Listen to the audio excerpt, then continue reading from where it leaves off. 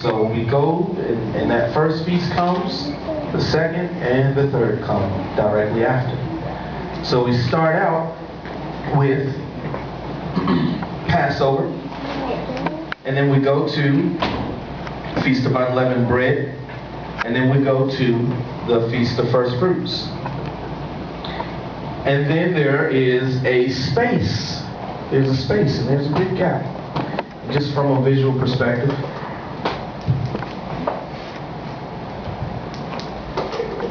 Nobody pick on my hand, right? That's pretty bad. I know. I don't deny it.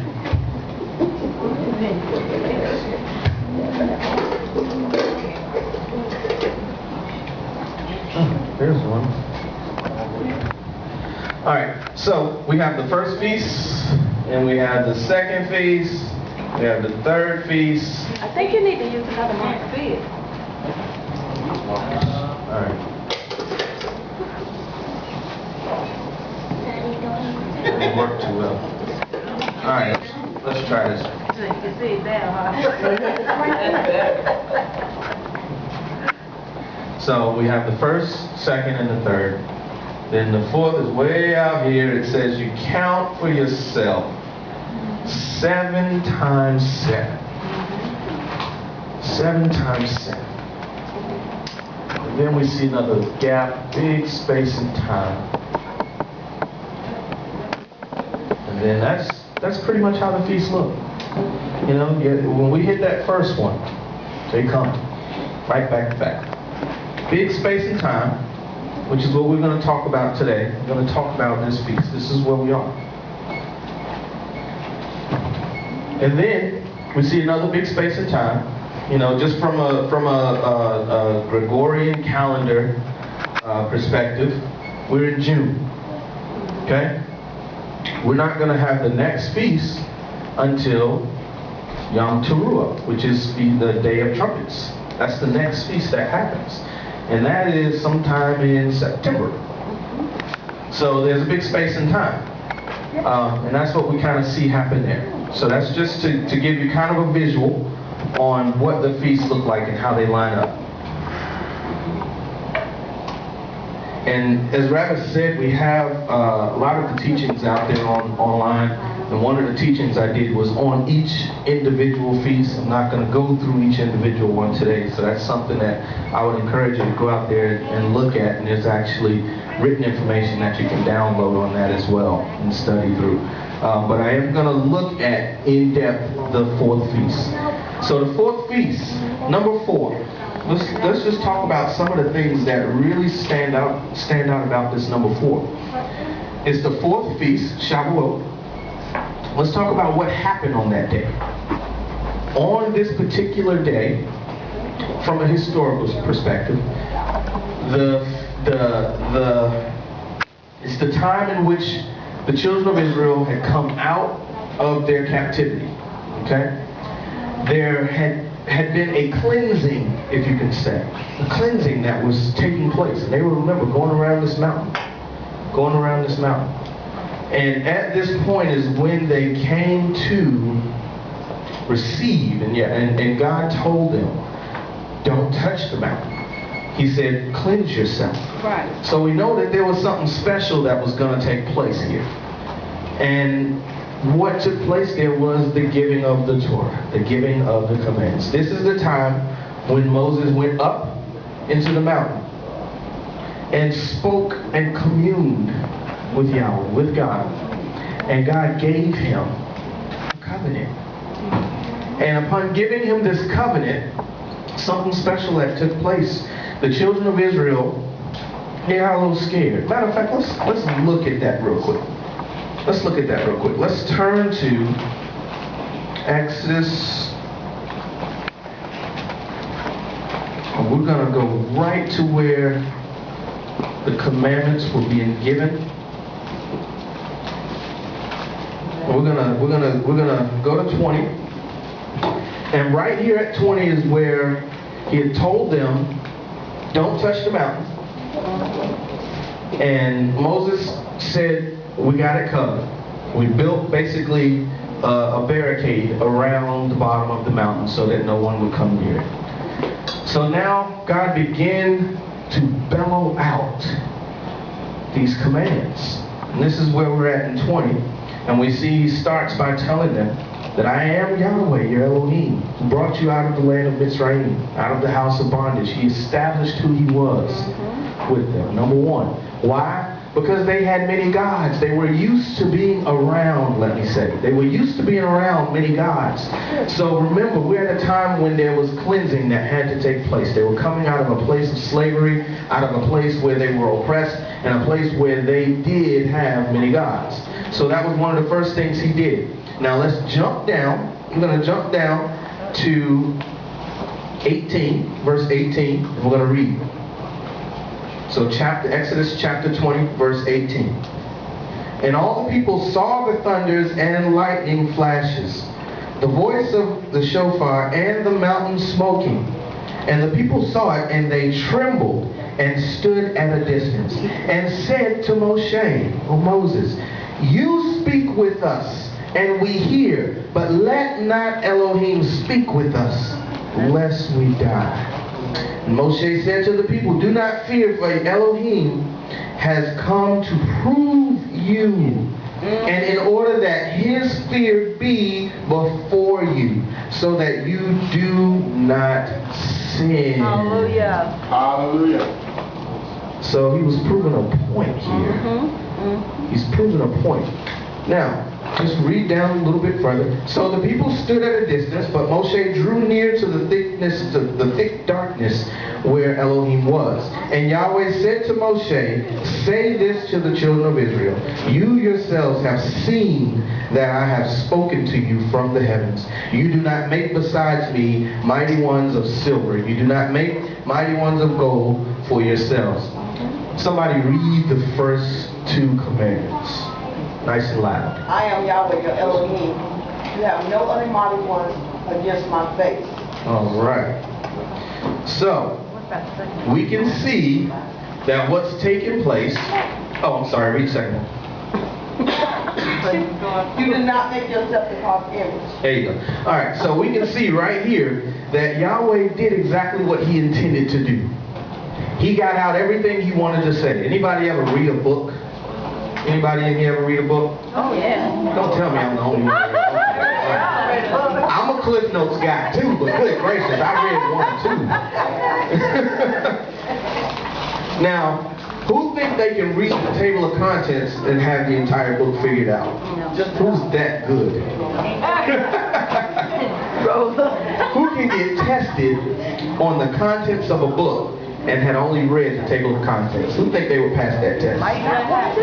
Well, I'm pretty good, but I don't think I'm that good. I need at least the Cliff Notes. You know, he got some stuff in there about the book. Now, this is what we see happening right here. At this time, we see the table of contents being given to the children of Israel in their hearing. And notice they accepted and said, you speak with him. You speak with him. And if we read in a different area, it says, whatever he says, we will do. So that is an acceptance of this contract. So Yahweh knew that they would get afraid at this point. So he said everything he needed to say on a broad level. Then what he did was go right back to the top. We read those first two commands. Doesn't that sound similar to what he said there? You do not, in 23, you do not make besides me mighty ones of silver. You do not make for yourself mighty ones of gold. So on and so forth. He went right back to the top and began to break it down. Break it down. Now I'm going to explain to you how you can keep away from breaking this commandment. So this is what was happening here at this particular time, during this fourth feast, during this time of Shavuot, during this time of weeks, Feast of Weeks. This is a giving of the commandments. And when we say that, we're not talking about just the table of contents, but we're talking about the law, the covenant. This is the covenant. God gave a covenant with his people. What was he really doing? That's what we're going to look at. We're going to look at the essence of Shavuot, the essence of this giving of a contract, this essence of this covenant, and really what it was looking to accomplish.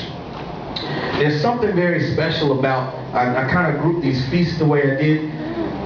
Something special about these. Within all of these, there's an element of 7. And Ms. Rosa, can you read the 4th commandment for us? Remember the Sabbath day and set it apart. Remember the Sabbath day and set it apart. And then he goes on to say, for it is a sign between me and the children of Israel. It is a sign. And he says 6 days he worked, and on the 7th day he ceased from work and rested. So there's an element in that Sabbath that goes right into the heart of even creation. That means, Tania's a baker. Tania, what happens if you put too much yeast in your cake? Disgusting, nasty, and far really flat. Oh, okay. Well, what happens if you take all of it out? It won't rise at all. Okay. So that means if there's some in there, will it rise? If there's even a drop, it'll rise a little bit. Maybe not as much. So Yahweh has put into the essence of creation, that's 7. There is nothing that exists. It took him 7 days to make the world, right? There is nothing that exists that doesn't have an element of it. And it really looks like a cycle. So that's what we're going to look at here. In this set of feasts, there's a picture of this 7, but not only the 7, because we know 7 as the number of completion, but 7 has another element when it's followed or preceded by another 8.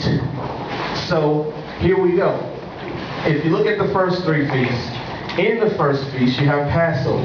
Well, what does he say? Passover is 1 day, and then he says there's 7 days of unleavened bread. So there's this element of 7 and 1. So when you see that, it represents a cycle. It creates a cycle, okay? If you have 7 and then 8, 8 is the same as 1. What does that look like? A circle. If 1 and 8 are the same, and you're counting from 1 to 7, so you're counting 1, 2, 3, 4, 5, 6, 7, 8 and 1 are the same, it now creates a continuous cycle that never ends. This is why the earth will never end. Right. This is why Yahweh will cleanse the earth, Right. but he will not end the earth. So we have that here. We also have that here. Because if you think about it, he said, count for yourselves 7 Sabbaths. So 7 times 7. And then on the next day. Right. So what does that put us at? What's 7 times 7? 49. Plus 1? It's 50. All right. So now we have another element of this 8. We have the 7s, and then we have this plus on the next day. So that's here. And then we have the same thing in this grouping here. Why? Because during the Feast of Tabernacles, what we see happen is you are to go and you are to celebrate this feast for 7 days. And then he said, after the 7th day, on the 8th day, is a set-apart gathering. Right. So again, you have a picture of a cycle that never ends. I'm a musician, so I always use this for an example. On the keyboard, if you start in C, and that's 1.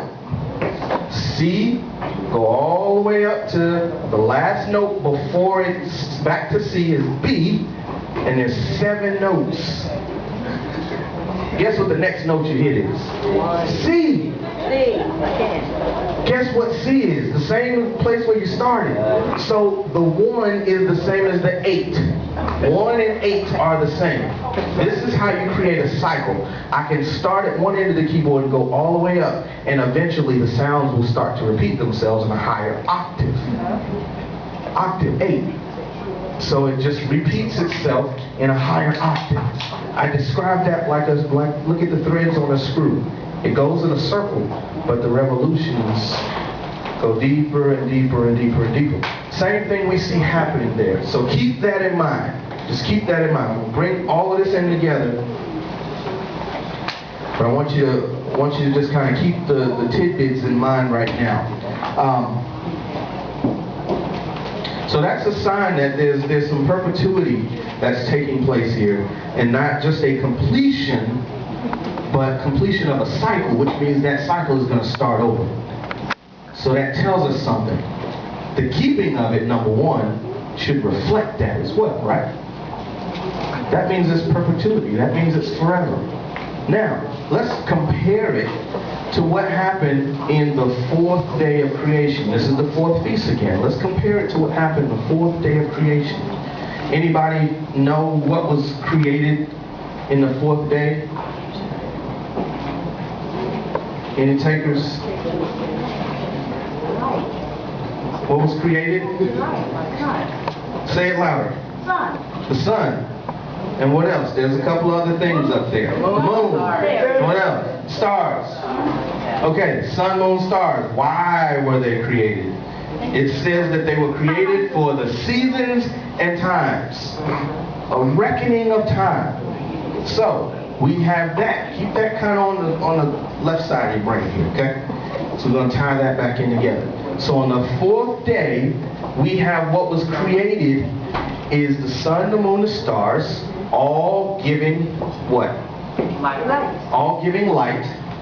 Those things created on this fourth day. And why were they created? For seasons and times. Seasons and times. Okay?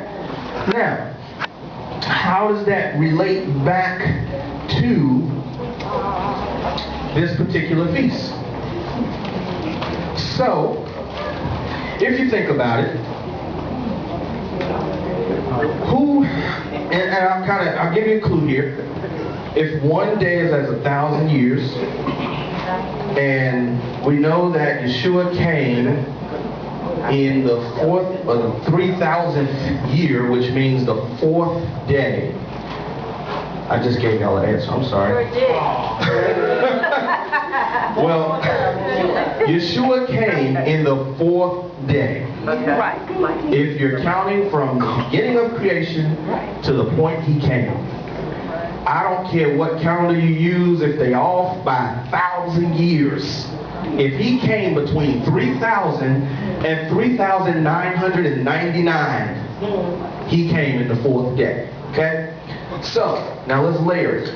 We have Yeshua, who came in the fourth day. Name some of the things that Yeshua called himself. Prince of Peace, Rose of Sharon. What did he call himself? I am. He said, I am the I am. What else?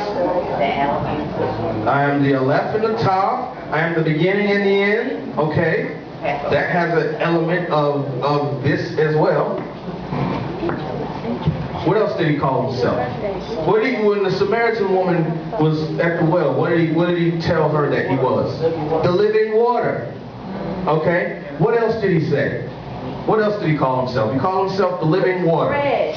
The bread. I'm the bread. What else did he call himself? If y'all ain't realized, we're hitting all these feasts. The rock. I'm the rock. What else? One more very important piece that relates to what happened and what was created on the fourth day. The light of the world. There you go. There you go. He's the light, right? So, the light, the son of Elohim, the sun, came in the fourth day, as was the sun, moon, stars, which give light, created in the fourth day. Okay? Can anybody guess what the root word of Torah is? Light. Light. Aura. Illumination. The root word of Torah is light. So let's layer these on now. We got a number of them going. So we have Yeshua,